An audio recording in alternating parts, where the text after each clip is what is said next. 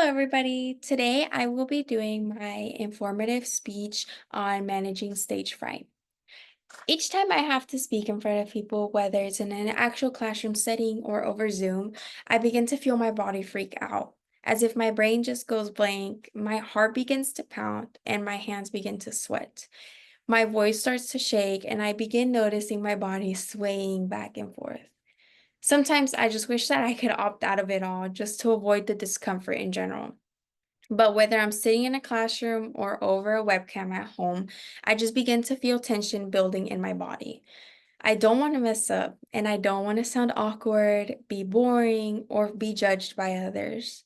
That's when I catch myself slipping into the fight, flight, or freeze response, and it just feels really intense. But what I've learned throughout this course is that this is a completely natural part of communication nervousness, and majority of the people feel the exact same way. One thing that has really helped me manage those seconds is deep breathing. It's really simple, but it's a really effective way.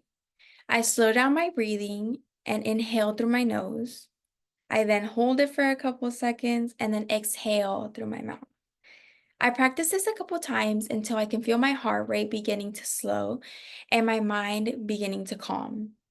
It's a technique that we learned about in class for cutting out psychological noise, basically all the stress signals that your body emits, making it harder to communicate. It helps me center myself and it gives me a second to collect my thoughts before beginning to talk. When I practice pre talk deep breathing, I also feel that I can become better at my extemporaneous speaking. I feel that I can sound more natural and I don't feel like I have to memorize all of my words. I can look at people in the eye and I can use gestures that are natural for me. I could also vary my tone instead of sounding dual throughout my entire speech.